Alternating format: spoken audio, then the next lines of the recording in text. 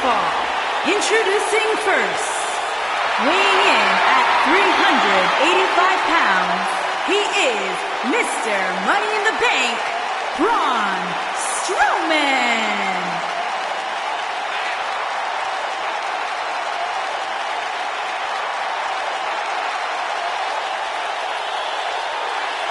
Here's a man who won the greatest Royal Rumble in Jeddah, Saudi Arabia. He beat the Bar at WrestleMania while teaming with a 10-year-old kid, and he won the Money in the Bank contract.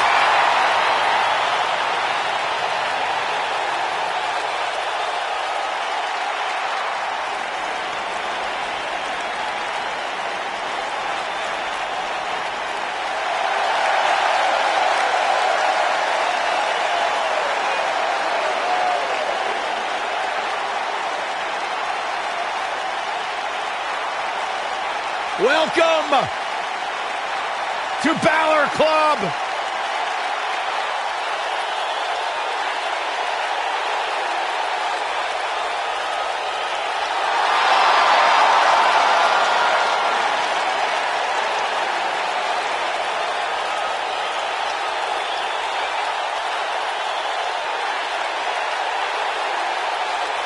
And from Bray, County Wicklow, Ireland, weighing in at 190 pounds, Finn Balor!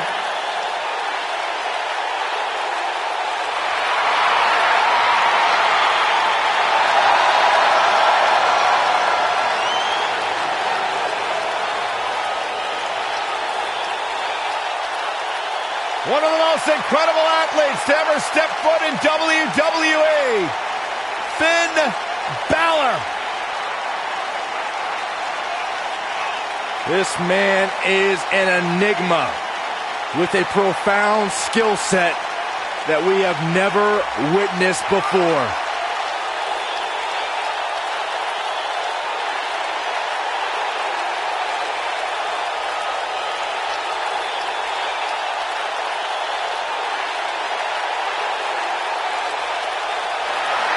A world-renowned superstar.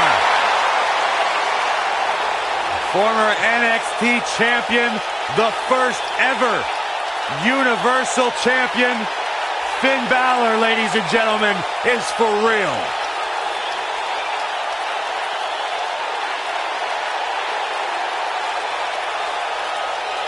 You can just feel the widespread respect that the WWE Universe has for Finn Balor.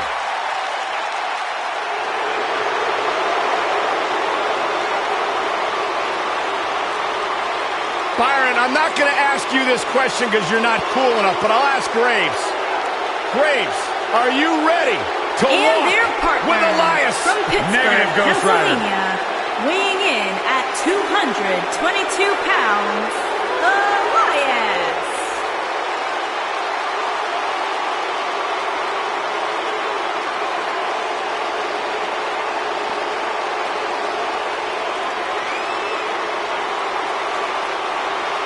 It's nice to see Elias isn't wearing his grandmother's kimono tonight.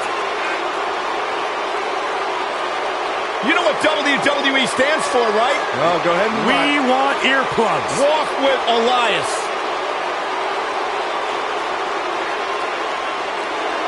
He's got his own album, Corey. How can you deny what this man is all about? When it comes from in the ring, bell to bell, absolutely, I've got all the respect in the world for what Elias is capable of. But when he strums his guitar, it makes my ears bleed. I'd actually kind of like to see that.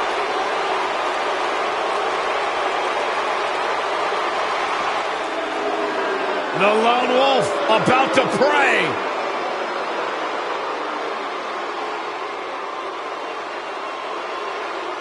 There's two things I've come to learn about Baron Corbin.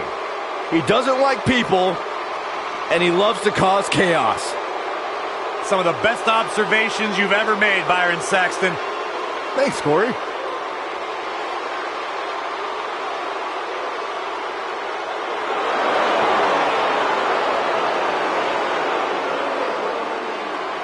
And their opponents, first, from Kansas City, weighing in at 275 pounds, Baron Corbin.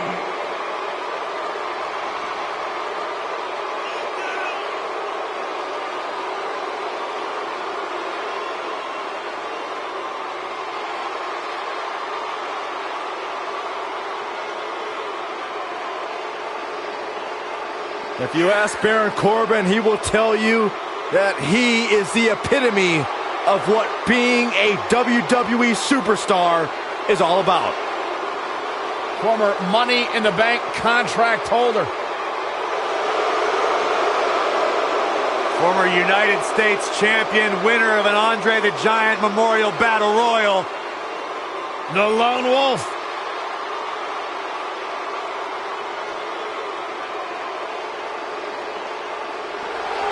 My man.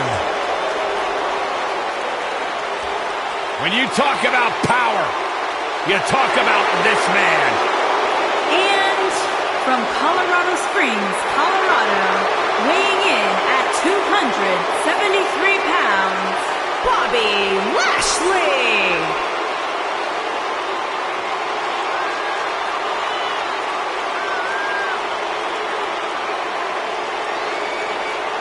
One of the most impressive athletes ever to step foot in a WWE ring. A successful mixed martial artist. Lashley is finally back where he belongs in WWE.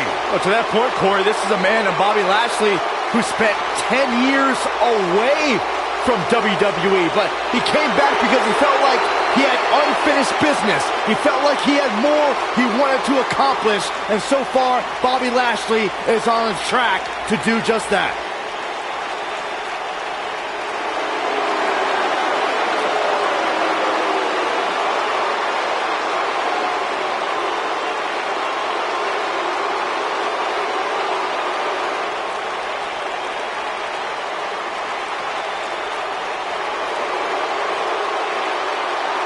This man is a real force, Drew McIntyre.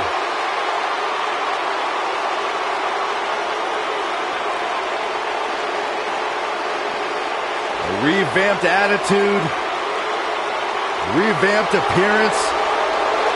And their partner, from Ayr, Scotland, weighing in at 254 pounds, Drew McIntyre.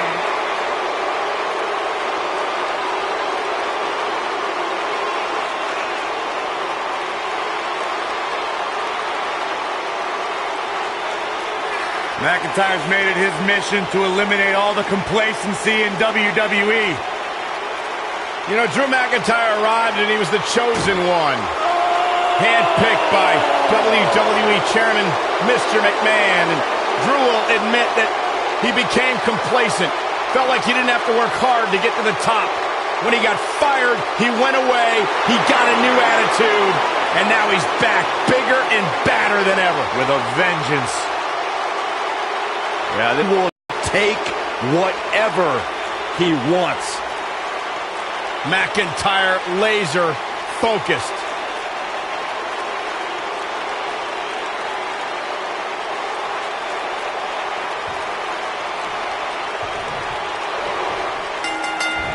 Dropped him with a big shoulder tackle. This should be interesting, guys, as 6 of WWE's top names square off here.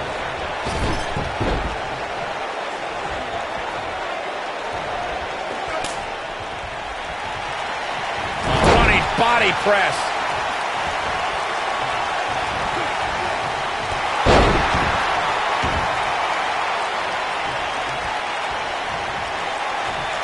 And a big chop.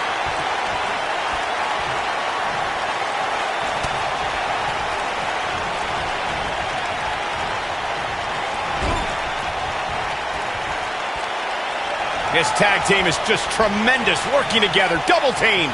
And it's about to get worse. Right to the face. Baron Corbin looking a bit uneasy here. And you know, all three of the superstars he's up against won't back down at any point during this match. Hey, you're going to get hurt in the match. There it is. The tag has been made. Oh, he needed that in the worst way, Michael.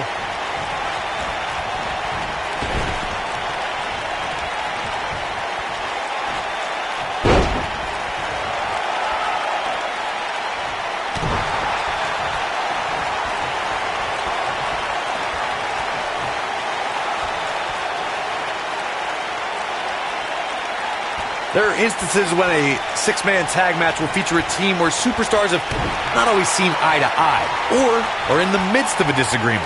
When that's the case, someone on the team must step up and be the voice of reason so the trio can function as a cohesive unit.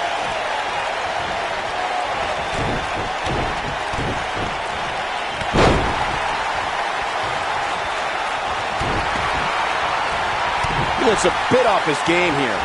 Corey, earlier you talked about what needs to happen when members of a six-man team have differences or had differences in the past. If the team can't find a way to get on the same page. Oh, and he makes the tag. That was a game changer right there, Michael.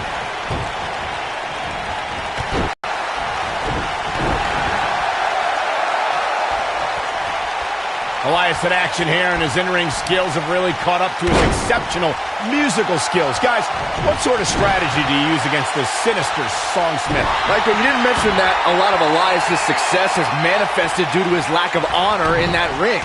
He's attacked opponents before the bell, used that guitar as a weapon just as often as a musical instrument.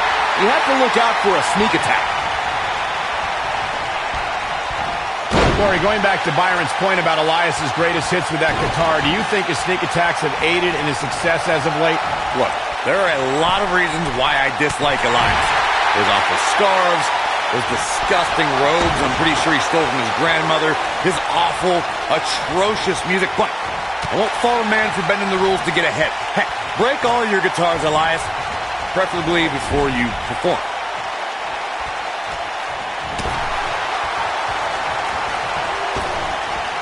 Driven head first. There are times during a six-man tag match where the hostility between... And he tags his partner in. Momentum has certainly shifted here, Michael. Takes him down with brute force there.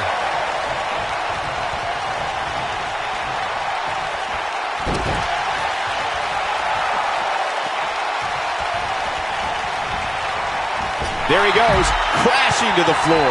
Byron, you talked about the moment in six-man tag matches when all semblance of order breaks down. Many times the two teams are so determined to tear each other apart that they don't pay attention to who the legal person in the ring is or where the referee is in their 10 count. That's a huge mistake. In the throes of battle, superstars lose their composure, and what was a six-man tag match breaks down into a Pier 6 brawl. And if you don't keep an eye on the referee's count, you could get counted out and be the reason your team loses the match. I can see Byron making that mistake and ruining it for everybody.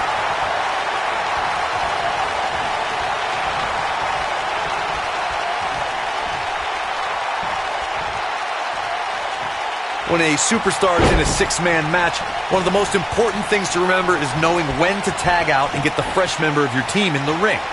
We've talked about continuity many times on this program, but it's more than that. You don't want to try to do too much when you have other members of your team out there.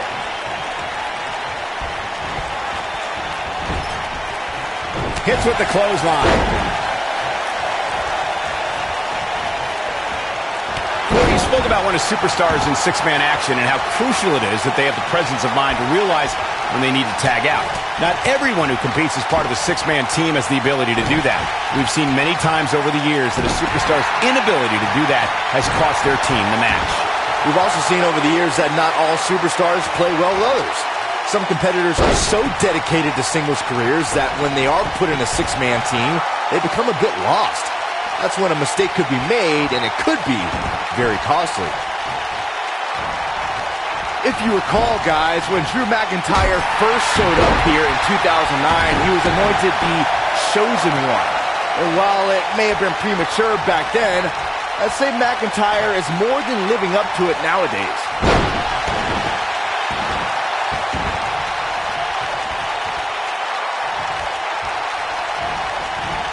Being hurled through the air like that can certainly alter a game plan.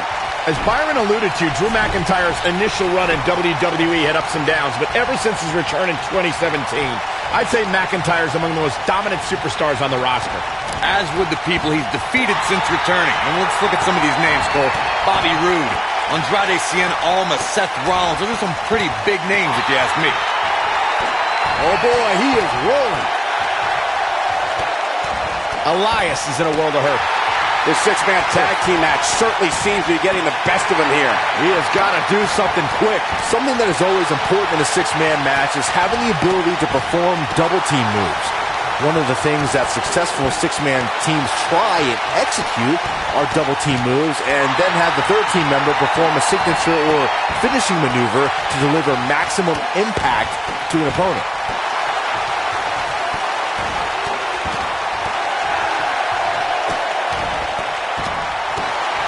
Teamwork is always paramount in a six-man tag match. Superstars want to be able to have a level of teamwork where two members of the trio perform a double team move, and the third member follows that up with a move so their opponent is really down for the count. The key is to deliver the maximum amount of punishment to your opponent in the least amount of time. You have until the referee's count of 5. It's not like you have all day in the ring, but if your team of 3 can deliver that type of offense, your trio will be in good shape.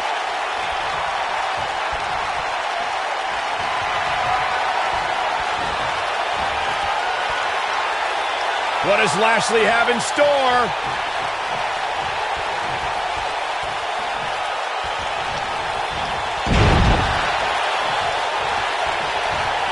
He hits it. Lashley brings everyone to their feet. That's how you... Oh, how resilient was that? Definitely has his work cut out for him. Oh, Elias able to avoid damage.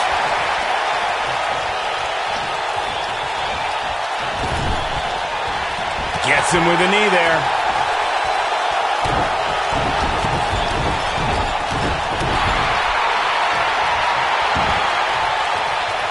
Here it comes. He's got him. Elias setting it up. Oh, boy. In 26... Oh, I think this man means business. Warm up the bus. This one is over.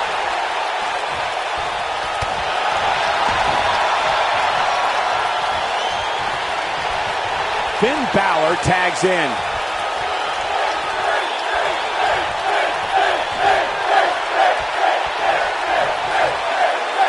Now the old vicious head crank. Look at the torque. Corey, we've talked about six-man tag matches, and earlier you talked about one that caught the attention of the entire sports entertainment world. The New Day fought for survival amongst the darkness of the Wyatt family compound in a battle where pickaxes and cinder blocks were used as weapons and automobiles were used as battering rams. New Day versus the Wyatts at the Wyatt family compound was not your traditional six-man tag match, but it showed what can happen when issues between factions can't be resolved through a sanctioned WWE match. I'll tell you what, none of the men who fought in that conflict will ever be the same. Thanks to Raw General Manager Finn Balor. Big move coming. Oh, almost through the turnbuckle. This one's over, guys. Finn Balor going high risk. Getting tossed around now. In WWE, there's as much chaos outside the ring as there is inside the ring. Try working with Saxton at ringside. Byron, we always make a point to talk about continuity amongst team members. In the six-man match, where Dean Ambrose teamed with the Hardys against Sheamus, Cesaro, and The Miz, both teams worked very well together. That surprised me, since this was the first time they teamed together. But there was something that night about the lunacy of Dean Ambrose fitting perfectly with the Daredevil Hardy Boys. I've got to say, I had goosebumps for a week after the Hardy Boys returned to WWE at 2017's WrestleMania. During that six-man on Raw, Team Extreme formed an effective trio with that lunatic Dean Ambrose.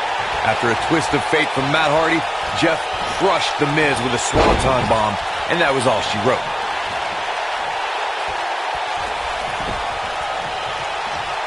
Here he goes.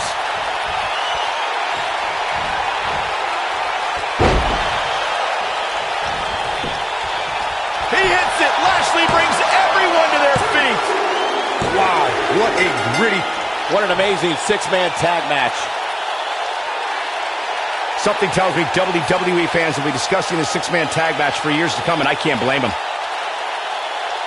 That was just one of those matches that the men involved should just be proud to be a part of. A legendary performance. I don't like to throw around a lot of praise, but my eyes tell me...